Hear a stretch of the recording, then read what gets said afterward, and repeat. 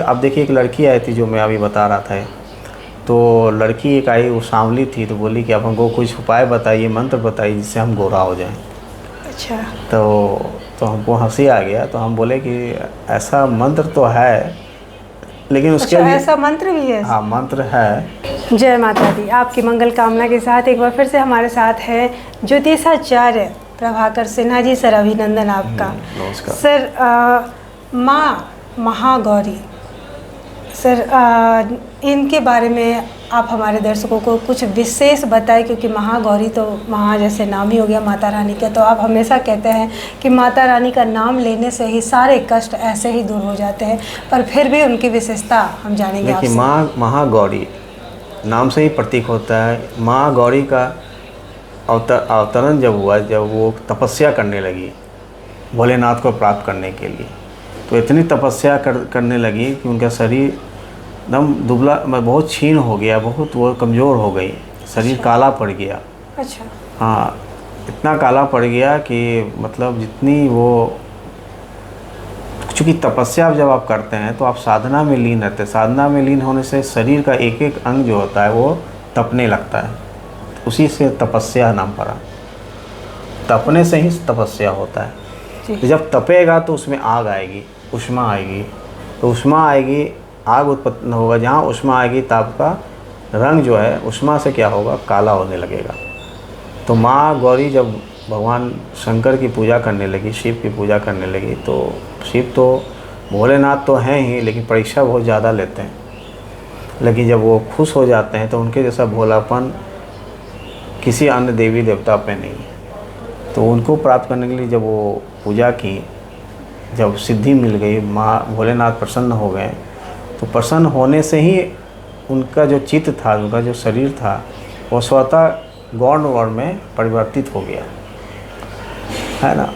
तो इससे बताया जाता है कि माँ श्याम भी हैं, गौड़ भी हैं, गौरी भी हैं। माने आप वो गोरे भी हैं और श्याम भी हैं। तो श्याम मतलब विध्वंस का कारण होता है श्याम। अच्छा। हाँ, मतलब विध्वंस, इस समय मैंने नकारात्मक शक्ति का विध्वंस होती है श्याम। मतलब अगर आप क्रोधित होते हैं तो आपका चेहरा लाल और श्याम हो जाता है जी। लेकिन आप जब प्रसन्न होते हैं तो आपका चेहरा गुलाबी और गौण वर्ण का हो जाता है। तो माँ जब प्रसन्न हुई तो चूँकि शंकर भगवान भी गौर वर्ण के हैं, इसलिए उनको कपूर जैसे गौर हैं, इसलिए उनको बोला गया कपूर गौरम करुणा अवतारम। तो कपूर जैसे वो गौर हैं, गोरे हैं। तो जब शिव ही गोरे हैं तो उनकी अर्धांगिनी भी तो गोरी होनी चाहिए ना। तो वो गौरी जो है, माँ गौरी हैं, तो उनको तपस्या से जब वो प्रसन्न हो गए तो वो भगवान के प्रसन्नता से ही वो गौण वर्ण में आ गई। अच्छा। हाँ, तो इस पे एक लड़की आई थी मेरे पास, तो बोली कि आप हमको बताइए, इतना चीज़ आप जानते हैं, अगर आप विद्वान होना चाहते हैं तो खुद पढ़िए, और आप विद्यावान होना चाहते हैं तो भाव से पढ़िए। क्या बात है। तो विद्यावान और विद्यमान में बहुत अंतर है। जी। हनुमान जी विद्यावान है, गुणी अति चातुर है, विद्वान नहीं है, विद्यावान है। विद्यावान जी, गुणी अति चातुर। तो विद्यावान होना चाहिए। तो मेरी बात को कभी कभी लोग सोचेंगे कि कुछ मिसमैच भी हो रहा होगा, क्या होता, तो वो माँ की कृपा, वो विद्यावान होने से हो जाता है। वो देखिएगा, आप कहीं बड़े बड़े संत के पास जाएंगे, कुछ बोलेंगे, उनकी बात को आप समझ नहीं पाएंगे, वो क्यों बोल रहे हैं, क्या बात बोल रहे हैं, कौन सा। लेकिन जब उनकी बात को आप गहराई से समझेंगे तो एक एक बात में रहस्य है। बिल्कुल, है ना। तो उसी तरह माँ, जब हम आपको बता रहे हैं, माँ गौरी की बात बता रहे हैं, तो माँ गौरी का जब माँ भोलेनाथ प्रसन्न हो गए, अपने गौण वर्ण उनकी हो गई, तो कहने, अब देखिए, एक लड़की आई थी जो मैं अभी बता रहा था। तो लड़की एक आई, वो सांवली थी, तो बोली कि आप हमको कुछ उपाय बताइए, मंत्र बताइए जिससे हम गोरा हो जाएं। अच्छा। तो हमको हंसी आ गया। तो हम बोले कि ऐसा मंत्र तो है, लेकिन उसके लिए ऐसा मंत्र भी है? हाँ, मंत्र है। तो उसके लिए लेकिन आपको साधना करना पड़ेगा, बहुत कठिन बहुत कष्ट, मतलब क्लिष्ट साधना है। उतना तो हमको नहीं लगता कोई आज के समय में लड़की कर पाएगी। अच्छा। देखिए बोल बम जो शुरुआत जो किया गया था वो माँ गौरी ही की थी। अच्छा। माँ गौरी ही बोल बम का पहला शुरुआत की थी, कांवड़ ले जाने का, अच्छा। है ना। तो चूँकि वो बीमार भी पड़ गई थी पूजा करते मैंने साधना करते करते, तो वो जाके बैद्यनाथ में जल चढ़ाएं तो उनका स्वास्थ्य ठीक हो गया। तो कहने का सब के पीछे एक मतलब ईश्वरीय एक विधान है, सिस्टम है, उसको आप देखेंगे तो आपको बहुत आनंद आएगा। हिंदू मैथोलॉजी जो है ना बहुत अच्छी चीज़ है। बिल्कुल।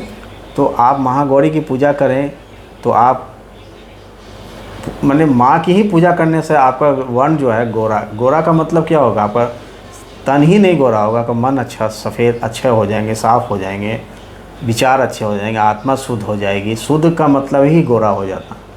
बिल्कुल। तो आप शुद्ध हैं तो मतलब आप गौण वर्ण हैं। गौण आप शरीर से आप मतलब आप अपने त्वचा को लेके गौण मत होइए कि त्वचा ये है तो आप बहुत ये है, ऐसा नहीं। आपकी आत्मा गौण होनी चाहिए, आपकी मन गौरी जैसी होनी चाहिए।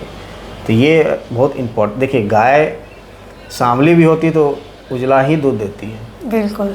भैंस उजला काला है तो उजला ही दूध देता है, क्योंकि उसका आत्मा गौण है ना।